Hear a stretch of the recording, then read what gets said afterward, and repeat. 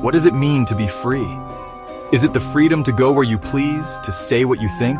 Or is it something deeper, something held quietly inside your own heart? I believe one of the most profound freedoms we can ever possess is the freedom to choose what we believe. To look up at the stars or into the eyes of another person and decide for ourselves what connects us all. It is a right that feels so natural, so essentially human, that we might think it has always been this way. But history tells a different story, a story full of conflict, where belief was often a cause for war, not a reason for peace. And in that long, complicated story, we find a surprising champion for this very idea. His name was Genghis Khan. Now, when you hear that name, you probably think of a mighty warrior, a conqueror who built one of the largest empires the world has ever known. You might picture thundering horses and vast armies sweeping across the plains of Asia. And you would be right. He was a brilliant military leader, a force of nature that reshaped the world. But he was also something else, something far less famous but perhaps even more important. He was a lawmaker, and one of his very first laws was about the freedom of the human soul. Imagine a time, nearly 1,000 years ago, when kings and emperors often demanded that everyone in their kingdom worship the same God, their God. To believe differently was not just a personal choice. It was seen as an act of treason, a betrayal of your ruler and your people.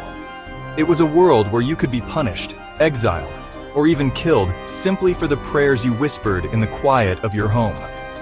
In this world, the idea that a conquering king would tell his newly conquered subjects, "You are free to keep your own faith," was almost unthinkable. It went against everything most rulers believed about power and control. But that is exactly what Genghis Khan did. He understood something that many other leaders did not. He saw that you could conquer a person's land, you could take their city, and you could make them follow your rules. But you could never truly conquer what was in their heart. He knew that forcing someone to abandon their God would only plant a seed of resentment, a seed that would one day grow into rebellion. And so he chose a different path, a path of tolerance, a path that would not only define his empire, but would also echo through the centuries, asking us a question that remains just as important today. So, what was this revolutionary idea? It was simple, yet incredibly powerful.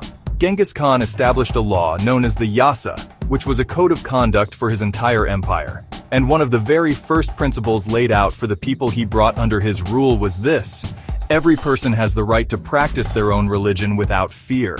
He declared that all religions were to be respected and that their leaders, be they priests, monks, or shamans, were to be exempt from taxes and public service. This wasn't just a suggestion. It was the law of the land, enforced across an empire that stretched from the Pacific Ocean to the heart of Europe. Think of it like a set of rules for a giant, diverse classroom. Imagine a teacher telling all the students, "In this room, some of you may like to draw, others may like to read, and some may prefer to solve math problems. You are all different, and that's okay. No one will be punished for liking one subject more than another. In fact, we will respect everyone's unique interests." This is what Genghis Khan did, but on a massive scale. He had subjects who were Christian, Muslim, Buddhist, and many other faiths. Instead of forcing them all to be the same, he made a rule that protected their differences. This was a brilliant move for a leader trying to govern a vast and varied population. By granting religious freedom, he removed one of the biggest reasons people might fight back against his rule. A conquered city might have lost its army and its walls, but its people did not lose their connection to the divine. So why does this story from 800 years ago matter to us now, on this day, August 6th, 2025? It matters because the questions Genghis Khan faced are the same questions we face today. How do we live together peacefully in a world filled with different beliefs?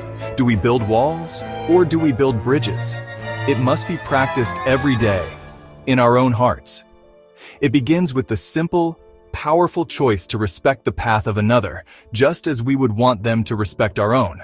That is a lesson from a mighty conqueror that is, perhaps, his greatest and most lasting legacy.